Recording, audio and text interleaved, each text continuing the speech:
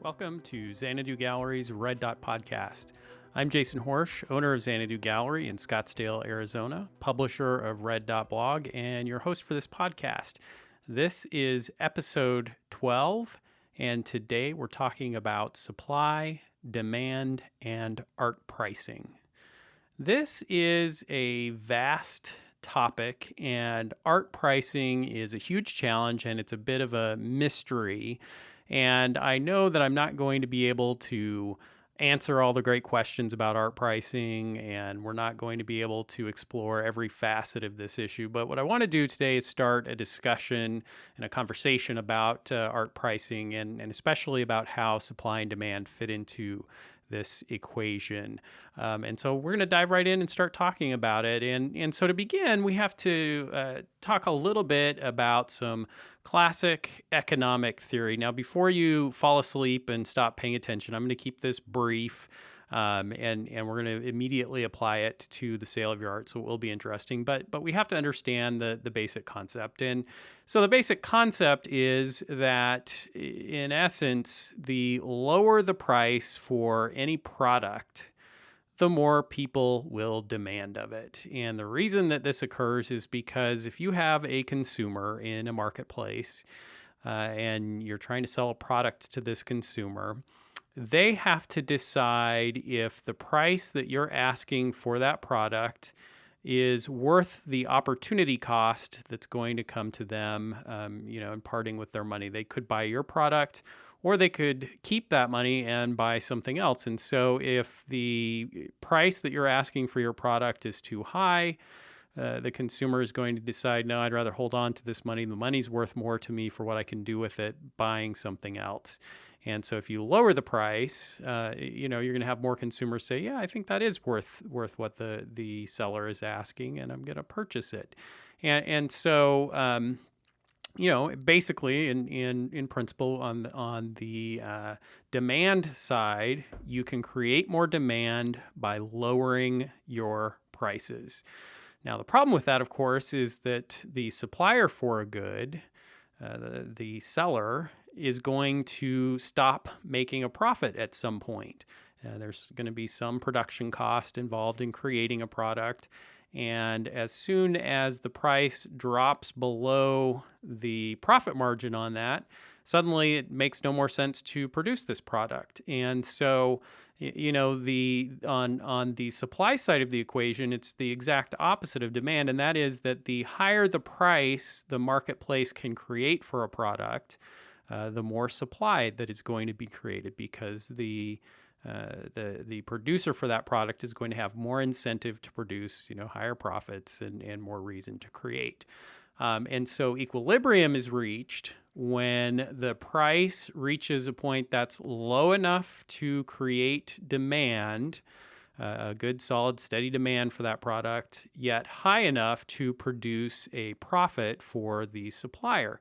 And there you have some basic classic supply and demand theory in a nutshell. Hopefully I've explained it in a way that won't make economists angry at me, but makes some sense. Now, of course, in the real marketplace, things are much more complicated than this, because it's not as if, in any category, you're just going to have one consumer and one supplier. And things become more complicated when competition is introduced, because what will happen in a marketplace is that the supplier of product X is going to start putting it out there, and it's going to put it at some certain price point. If it doesn't sell, they'll lower the price until it starts to sell. And, consumers will start to consume that product and so on. And then another supplier is going to see what's happening and say, I could produce that same product and put it into the marketplace at a lower price point and still make a profit, and I could undercut this first supplier. And so they put it out in the marketplace, lower price point. Consumers move from the first product to the second product. And pretty soon that first supplier sees their sales drop off and realizes, hey, we're starting to accumulate a supply of this product, and our competitor is selling it at a lower price. we better take our price lower. And so that's how you get a pricing war. And the next thing you know, those suppliers have undercut each other so frequently that they've reached the point where there's no longer a profit in selling that product. One of them is going to go out of business and the other one can raise the prices again. And so the theory is that in a free and open market, you'll always tend to reach a kind of equilibrium between supply and demand, because any imbalance in that will cause inefficiencies in the marketplace, and market forces will come in and bring you back to that equilibrium. Obviously, the marketplace is very complicated, and you run into issues of monopolies and regulations, and in the real world it rarely works out very cleanly, but that's the underlying mechanism that we're talking about with supply and demand. So how does this apply to the art market and the art world? You as an artist, as you're entering the marketplace and beginning to sell your work, how do these laws of supply and demand and pricing come into play with your art? And in theory, you would think that it should work, right? That if you're entering the marketplace and you have a lower price on your artwork, you're going to see a higher demand than someone who's out there trying to sell artwork at a higher price point. In that model that I just laid out in the classic marketplace would lead you to believe that would be what would happen. But obviously that doesn't really end up being the case, because there are many, many more variables involved, in my experience, in selling artwork than there are in just about any other product that I can think of. You're trying to sell electronics or furniture or any other kinds of consumer supplies, and you get kind of a straight competition and comparable products. But with artwork, it is a much more complex, complicated marketplace. And there are several reasons that I believe that this is the case. The first is that no consumer, as much as we would like to think that they do, no consumer needs artwork. Not in the classic sense of the word need. It's not a necessity in the way that food or housing or even furniture, or you might even argue in the modern economy, some electronics, the ability to communicate, all those kinds of things create a need and would put you at a disadvantage if you didn't have those things. With art, it is typically a purely discretionary luxury purchase that someone is making. And so as soon as that's the case, it throws a lot of things out of whack. We're not selling widgets. And so people have emotional opinions about artwork. Underlying aesthetic ideals come into play. It is just a very complicated thing. And even though art does serve or can serve a functional, practical purpose in terms of decoration and all those kinds of things, it's not as if a consumer who needs a painting for a space above a couch is going to go out into the marketplace and shop for the least expensive option available. At least that's not typically how they're going to shop. There's certainly some cost consciousness among art consumers out there.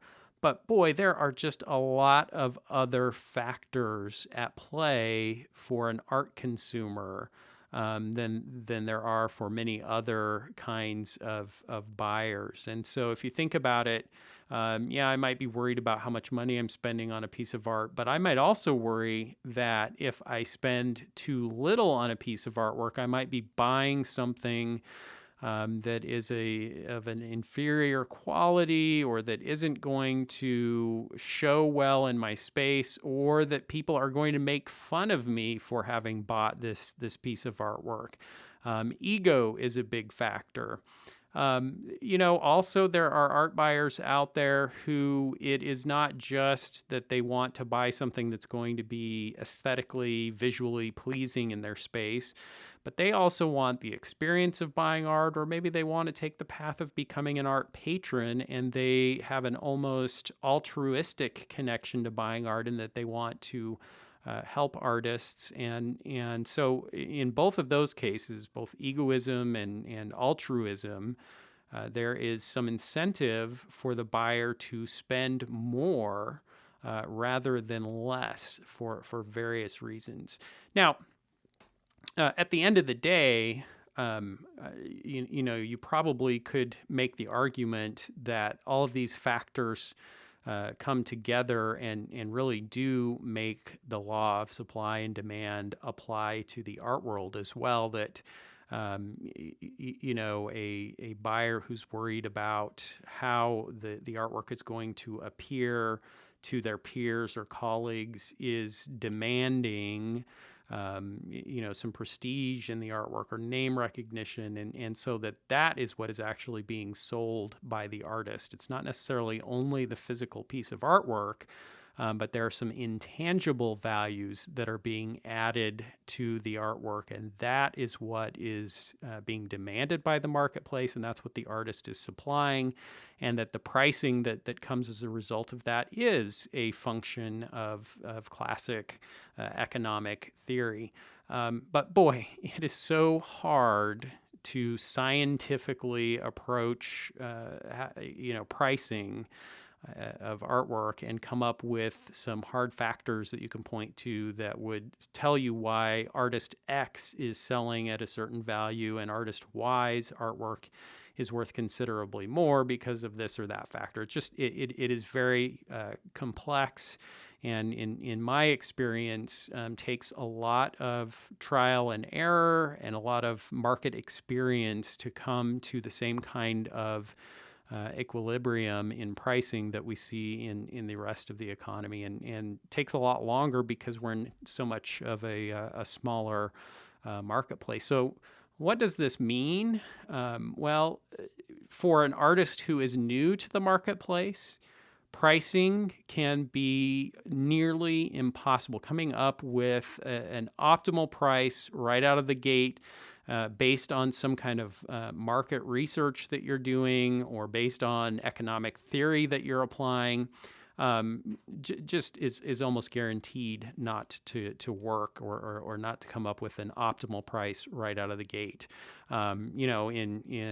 If I were an artist coming into the marketplace from a perspective of supply and demand, my thought process would be, well, I want to create demand. I have some supply. I want to be very competitive. I ought to come into the marketplace with a much lower price point than all of my competitors, and that will give me an advantage. Well, in my experience, that's actually exactly the opposite of what ends up being the case.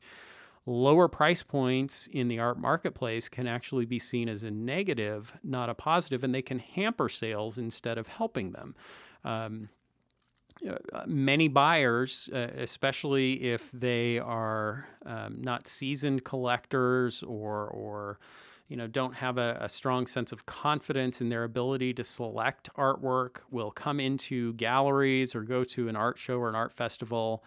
And if they haven't done some research and don't know who the artists are that are participating, they will look at an artist whose prices are lower and say, well, I'm attracted to this art, but the lower price point indicates to me that maybe this artist isn't as experienced, or maybe the art isn't as good, and you introduce an element of doubt into the potential consumer's mind, the potential art buyer's mind, that can lead to them questioning and not feeling confident about making a purchase. Whereas as they look around at other artworks and kind of see where those are priced and find a kind of middle ground, they're more likely to be attracted to those artists, again, in my experience. Now, obviously, there can be exceptions to this, and there are artists who because of their genre or subject matter, have found that being at a lower price point can be a positive. But I would just say that you want to be very careful, especially if you are new to the art market, or maybe you haven't sold a lot of your artwork in the past. I would encourage you to move to the middle of the market for pricing. I'll talk a little bit more about that in a few minutes. Now, the other issue that I would think about is the fact that for most artists, it really is initially, and even some artists who've been at it for quite a while, most of them have a demand problem, not a supply problem.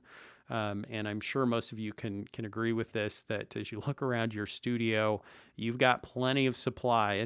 It's piling up and running over the eaves and out into the yard, and you've got art everywhere. And so, looking at classic supply, well, I've got tons of supply. I need to eliminate some of that supply, so I should get it out there and get it at a low price point, just get it out the door.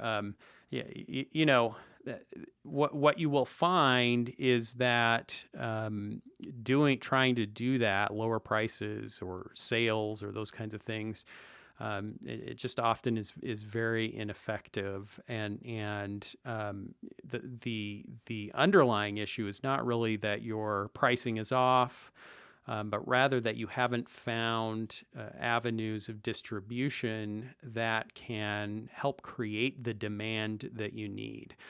In other words, I've just taken a long way of saying that rather than worrying a lot about your prices being too low or your prices being too high, you should be more concerned about finding outlets for that artwork that will give the maximum number of potential buyers and collectors the opportunity to see and experience that artwork. It really is a numbers game where we've got to have a lot of potential buyers with all of their various motivations for being interested in artwork and all their various circumstances in terms of their ability to afford and purchase artwork. We just need to be in front of as many of them as possible for the stars to align, if you will, and to meet that price point and equilibrium of that particular buyer, so you can make the sale occur. That's where I would, for most artists early in their careers, the focus should be on finding what I would term a kind of middle market price point. Obviously, I'm not suggesting that you'd want to go into the market at the highest end of the price points and just assume that things are going to start selling. But I would do some research and look around, in galleries that you might be interested in showing in, or art shows and festivals that you might be interested in participating in, and trying to find where most of the artists who are showing in those venues are currently pricing their work. That is going to give you the best picture of what you should be looking at for your price points. Think of yourself as a potential art consumer as they're out looking for artwork and participating in an art show or going to galleries, and they're looking at your artwork in the context of many other artists and many other price points. You're going to give them the most confidence by being in the mid market there, at least initially, and by doing that, what you will have collectors say is that I like this artwork, and I like several other artists that I've seen. Boy, that other artist over there, he's kind of on the high end of the price points, and some of these other artists are at the low end. Maybe their work isn't quite as good, but these artists who are in the middle are pretty good. I'm going to go with my gut and buy one of these. The psychology of a purchaser can be fairly complicated, but I found in my gallery, and you may find this yourself with your own work, we sell much more artwork in our mid-range than we do at either end of the spectrum. And so that's a good, safe place to start. And then as your artwork begins to sell, and as you begin to build a following for your work and perhaps even bring some collectors into the fold, and you start to get a kind of track record of sales and steady sales, then supply and demand does start to come back into play. Because at that point, you are, especially as your sales become more steady, where you can start counting on a regular pace of sales, suddenly you may find yourself in a position where you are having a hard time keeping up with the demand for your work. There are buyers out there in various galleries who are seeing your work and purchasing it. You've got to then replace that artwork, get it back out to the galleries, and you suddenly find yourself in a position where maybe you're struggling to keep up. And of course, obviously, that's a bit of the goal, is we want to be in that enviable position of having so much demand that we're having to rush to keep up. But at that point, then, you get a very clear indicator that, hey, I've got some demand here. I've got some avenues for sales that are successfully moving my artwork through the marketplace. I need to raise my prices, and by doing that, I'm going to perhaps decrease just a little bit that demand, but it's going to allow me to catch up on the supply side and again work towards an equilibrium. And so it's, I guess the way we could look at it is that initially in the marketplace, we want to go for the mid market, but then as you become established and time goes on, you do want to be paying very close attention to these economic principles of supply and demand. And I thought it'd be interesting to kind of illustrate this with some experiences that I've had over the years working with a variety of artists. And we can look at some kind of use case scenarios, some actual experiences that I've seen where artists have used supply and demand to their benefit, and I also have some examples of artists who've misjudged the market. And I'm going to start with one of those. I worked with a painter. This has been several years ago now. I actually started working with this artist many years ago, about 10 years ago. And the artist was, I would say, kind of in the, not an emerging artist, was already somewhat well established, showing in several different galleries across the country, and was building a name and a reputation, and sales were, not, I wouldn't say they were brisk, but they were steady. And, buyers were attracted to the subject matter and the style, and, things were going pretty well for this artist.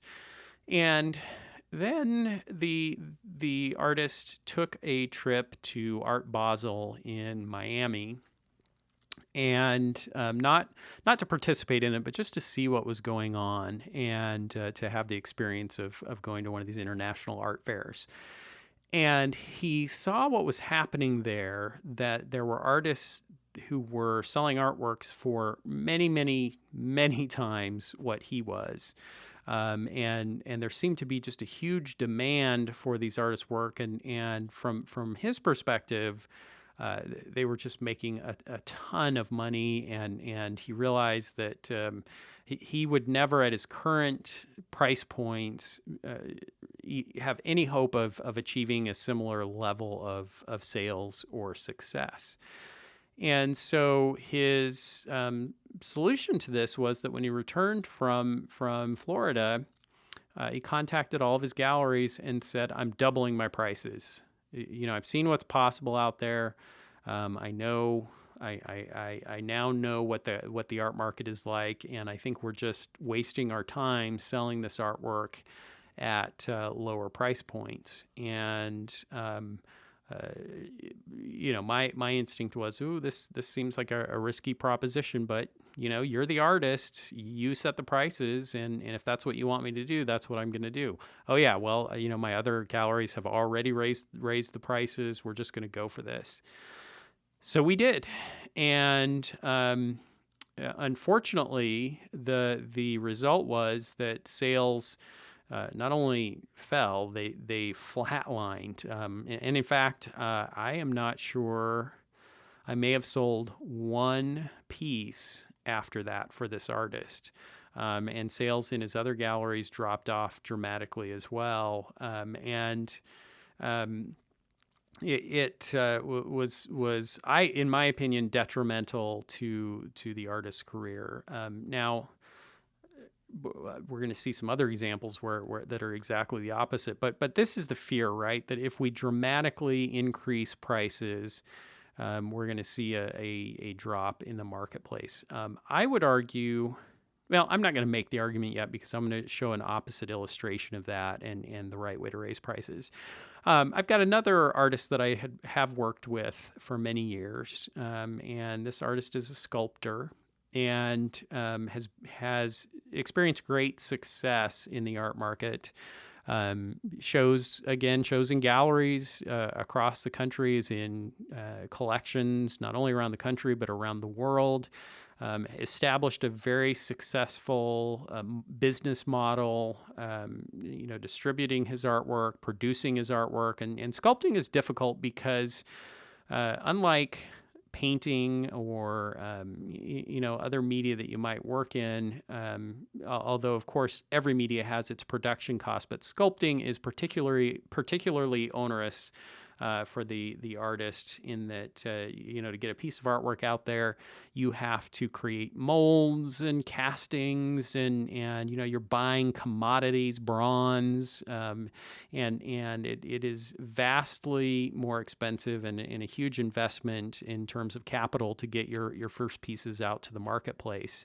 And so a lot of sculptors either just never get off the ground because they can never get enough castings together to supply their galleries and other venues, or they just struggle for years and years and years on very low profit margins. But this particular artist was creating sculpture that kind of hit the zeitgeist of the day and was very, almost immediately created demand, and sales became brisk. And instead of, immediately raising prices, he decided to pursue increased production, and so was able to leverage the demand to increase the volume of artwork that he was creating. Dramatically increased castings, and that allowed him to get his artwork out to a very wide collector base. Opened new markets to buyers who maybe had never purchased sculpture before, and helped him build a very successful business and early career. Well, at some point, he realized that he wanted to shift gears a little bit. He wanted to start focusing on what I would call some more significant, I don't want to say less commercial, but I would just say more serious subjects, more monumental work. And he just wanted to change the pace of his work. And so he decided that and along with his business manager, they decided that they wanted to decrease demand and production, but they wanted to keep profit levels about the same. And so they just started, applying the principles that we're talking about here, raising prices, not dramatically, not doubling prices all at once, but just started bumping prices upward. And at first, that didn't really negatively impact sales in terms of volume, but it just slowly over time started to edge back from the pace that they had been producing. And over the course of several years, did exactly what he wanted to do, in that he raised his prices over the course of that period somewhat dramatically. If you looked at the beginning to the end of that price increase, it was pretty substantial.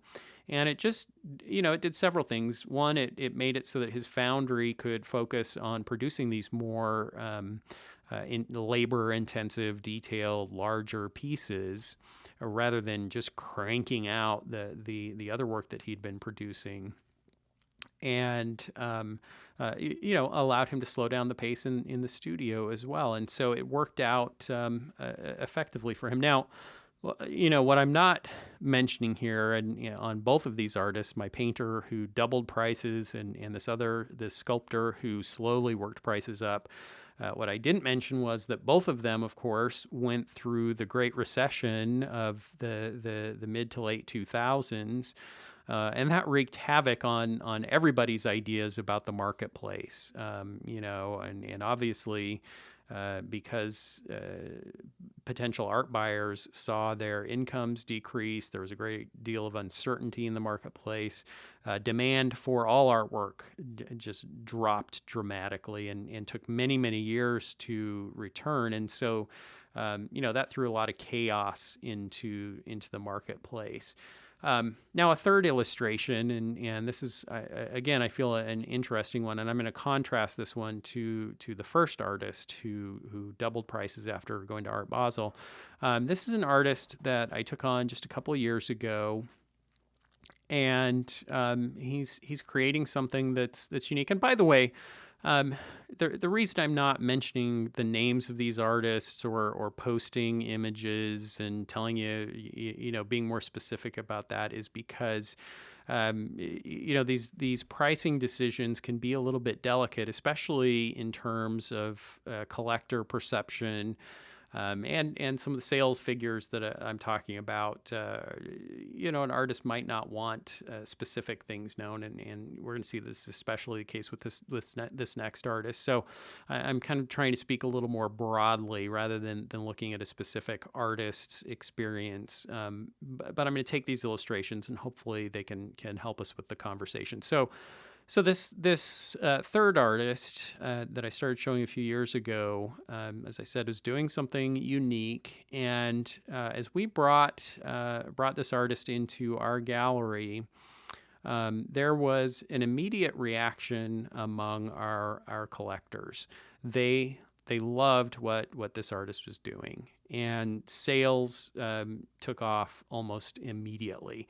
The first few pieces that came in, we had sold, very quickly, and so we requested more artwork from the artist, and that pace has never slowed down over the couple of years that we've been showing the artist's work, and so there is an obvious, we can instantly identify a demand for that artwork, and in fact, it gets to a point where literally pieces are arriving in the gallery in the morning. UPS drops them off. We'll unpack them, hang them up on the wall, and someone will walk in, and it may not even be a buyer who has purchased from us before or even been in our gallery before.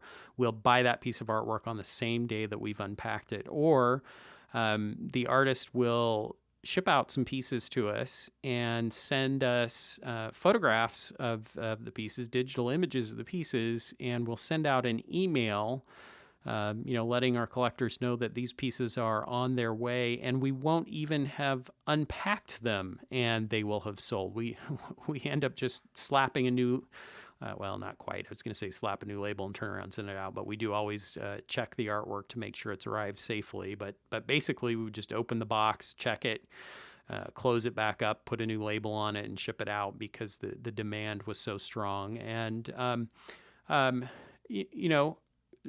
so we have this instant demand. The price points then. This artist was working in just a very narrow range of sizes, and all of the prices were coming in right around $2,200, $2,400. So very moderately priced, in terms of our marketplace. And so as we saw these sales happening very quickly, and from my conversation with the artist, they were happening a little more quickly for me than they were for the artist's other galleries.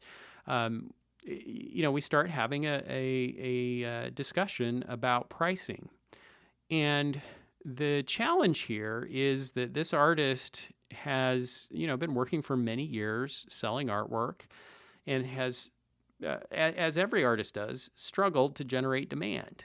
For many years, it was a constant battle to find the buyers and work with them and create the sales, and to generate steady income.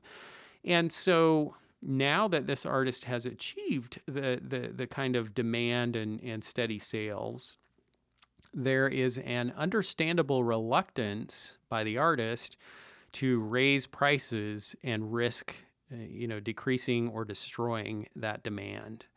And this is an understandable concern. Maybe it's just a fluke that we're having all of these sales, and maybe if we raise prices, they'll die off immediately, and then we're stuck with the higher prices, and the sales never come again, and you just have this kind of nightmare scenario play out.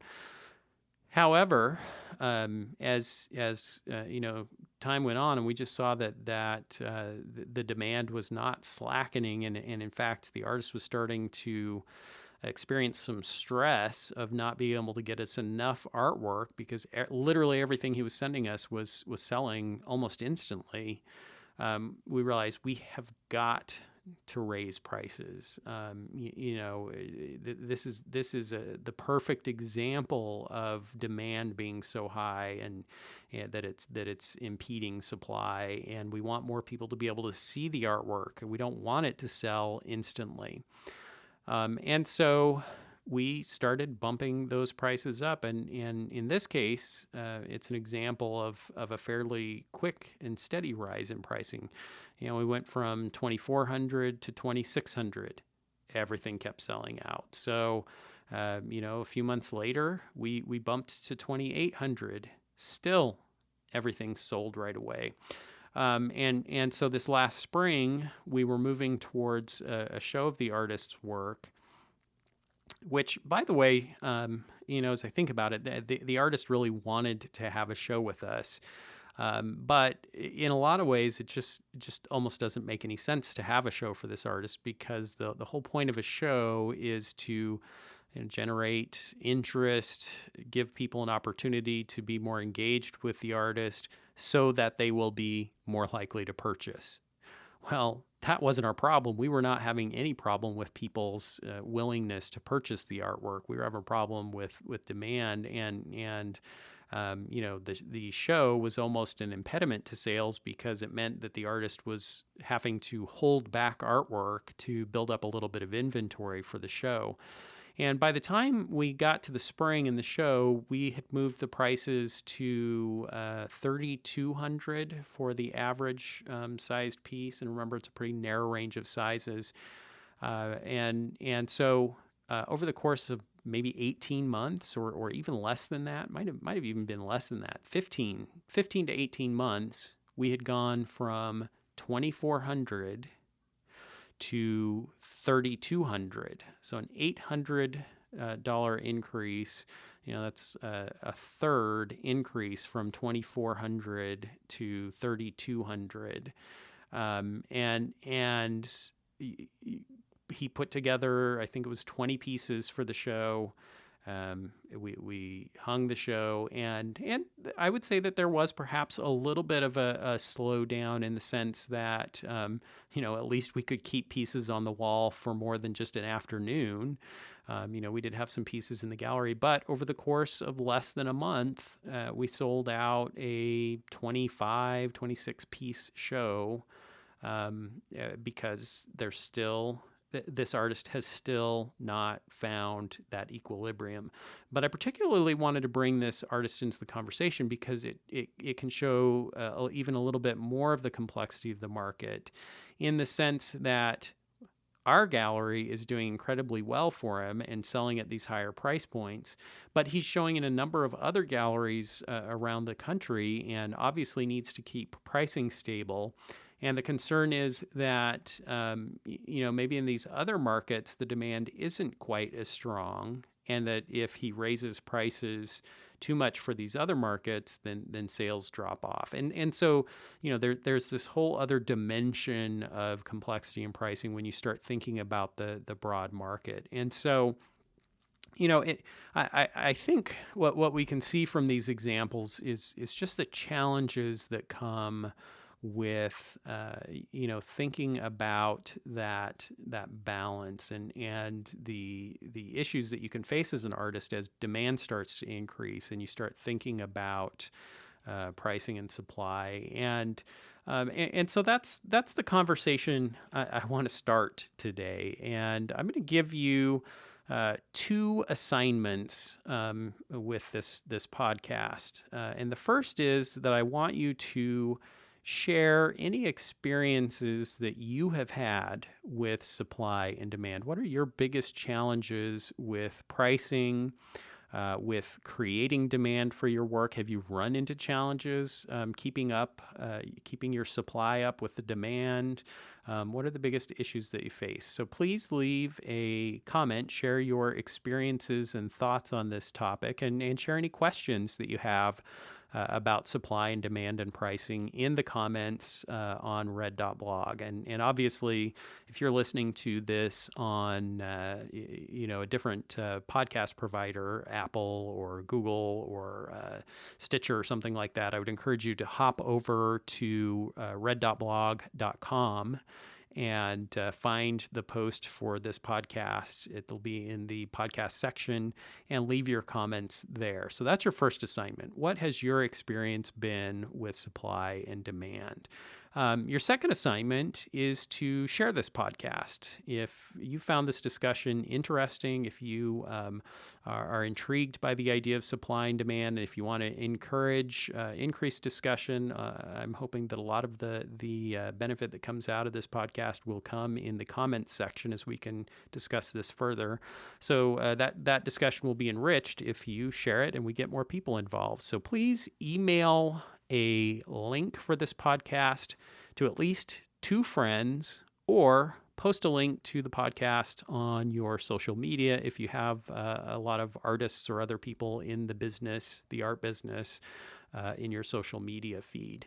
I want to get the word out on the podcast and increase the conversation. And if you're just listening to this podcast for the first time, I'd encourage you to hop over to RedDot blog. That's all one word. It's RedDotblog. So all spelled out, reddotblog.com. And you'll see a link in the upper right to join our mailing list. Thanks for joining me for this conversation in the podcast, and I will look forward to your comments and questions and to seeing you in the next podcast. Take care, everyone.